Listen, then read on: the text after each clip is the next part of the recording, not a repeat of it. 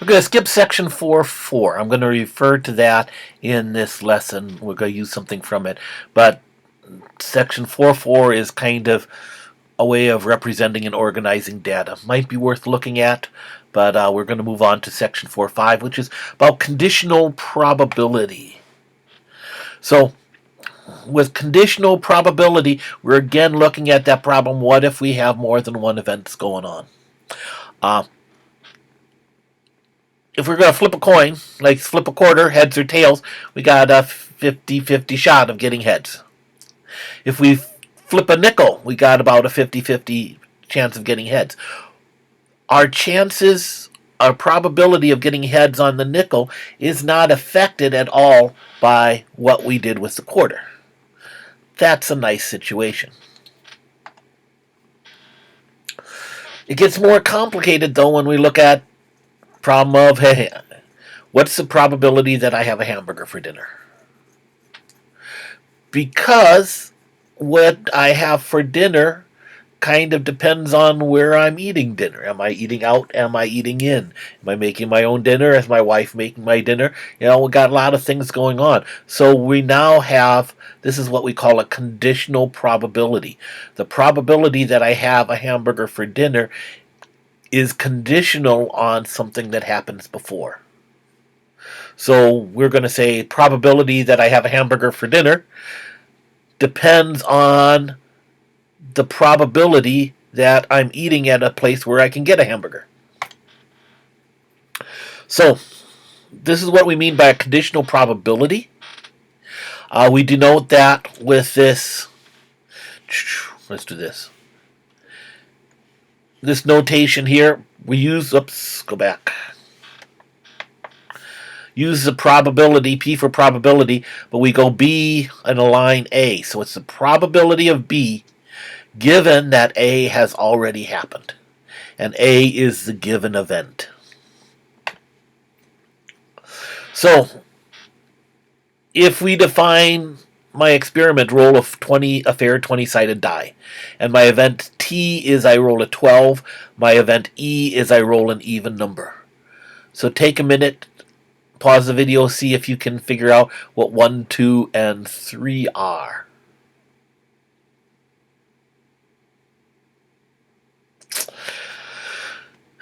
Let's take a look at this. The probability of T, the probability to roll a 12, that's straightforward. And our probability is F over N. There's 112 out of 20 numbers, so the probability is 0.05. There's a 5% chance of rolling a 12. Probability of T given E. So we're given that I've already rolled an even number, so there's only 10 even outcomes. So my N value is 10. Only one of them is 12. So I have a probability of 1 out of 10, or 0.10. So given the die comes up even, probability of rolling a 12 is 0.01. The probability of rolling an even number given that I did not roll a 12. There's that Boolean one in there, operator in there, the complement. So there's only one 12. So there's 19 outcomes that aren't 12. So my N value is 19. That's my given event. I have 19 to choose from. Of those 19, I've already pulled out the 12. It's not possible. So there's only 9 even left. So I have 9 out of 19, or 0.474. So given that I did not roll a 12, my probability that I rolled an even number is only 0.474. Because there's more odd numbers than even numbers if I throw out the 12. Makes sense. So the conditional probability either made the probability higher or it made it lower, depending on what our given event was. So that's one of the things that we have to be careful of.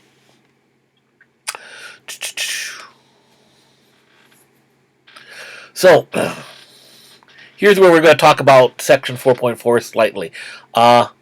We use conditional probability often with bivariate data. By is two variables, two things going on. And in section 4, it gave you these contingency tables, which we're going to use. Well, it's not a large stretch to go to that, which is kind of why we're not spending time working with that. It's just another way to organize my data. But we're going to use this table to kind of look at that problem of what I have for dinner. So here's my contingency table. My variables are what did I have to eat and where did I eat, because those are my two things that can change. So when I look at this, when I ate at Burger King, I collected data over a period of time, and I had hamburger 12 times, chicken sandwich 3. Okay, so this gives me I ate at Burger King 16 times. It's underneath my little thing. I hate that. I ate at Culver's 14 times. I had 3, 3, and 8. I had a hamburger 19 times. So that's kind of the way you would read this table. It kind of puts it all in cross-references everything. So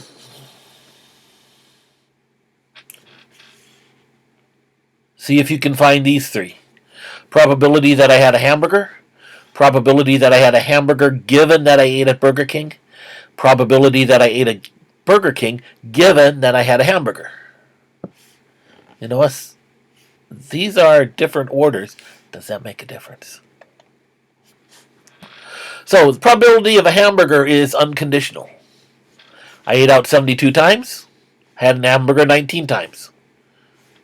0.264. That's pretty straightforward. Now we're looking at conditional. The probability that I had a hamburger given the fact that I ate at Burger King.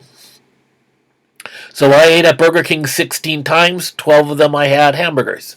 So the probability is 12 out of 16, or 0.75. It says, if I go to Burger King, it's a 75% chance that I will have a hamburger. I went to Burger King given that I know that I had a hamburger. Well, I had a hamburger 19 times.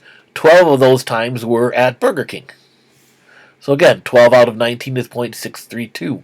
The probability that I had dinner at Burger King, given the fact that I had a hamburger, is 0.632. It makes a difference which way we do that conditional probability statement. So this is not too difficult because I could write out the whole sample space. Look at that table, makes it really easy to do that. What if we can't? So here we're going to derive this idea. If we take this 12 over 16 to find this probability that I had a hamburger given that I ate at Burger King, and say, well, you know, I ate out 72 times, so let's replace the 12 and the 16 by the probabilities. 12 out of 72, 16 out of 72. Why would you do that, Mr. Wilkin? Because that works. I don't know. 12 out of 72 is the probability that I had a hamburger and I ate at Burger King. That's the intersection of those two. The 16 out of 72 is the probability that I ate at Burger King. So I could rewrite this probability of a hamburger given that I ate at Burger King is the probability of hamburger and Burger King divided by the probability of Burger King. And that gives us our conditional probability rule. If A and B are any two events with the probability of A being bigger than 0. Whoops. Why does the probability of A need to be bigger than 0? Because we can't divide by 0. It doesn't make any sense to say, oh, I want to find, what's the probability that something's going to happen given A happens if A never happens? Well, that's a kind of a stupid problem. Stupid question to ask.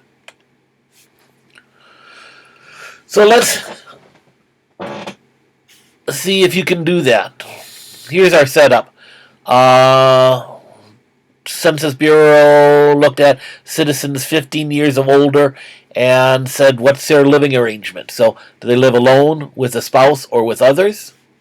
And what's their age group? So, this, instead of giving you the numbers, are giving you the probabilities. So, the probability they're between 15 and 24 is 0.175. The probability that they live with a spouse and are between 15 and 24 are 0.012. Probability that they live alone is 0.129. So we're given these as probabilities.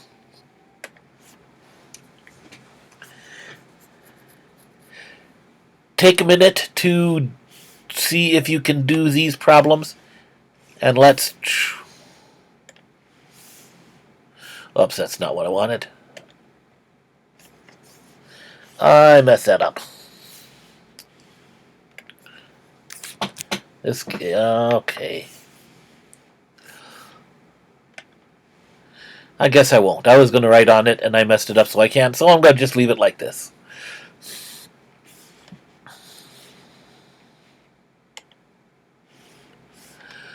The probability that you live with a spouse is 0.5.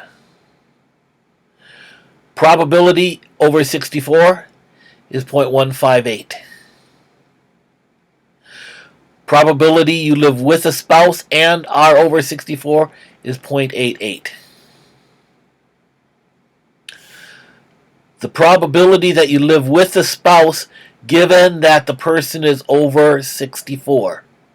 So you say live with a spouse and over 64 is 0.88. Quit doing that.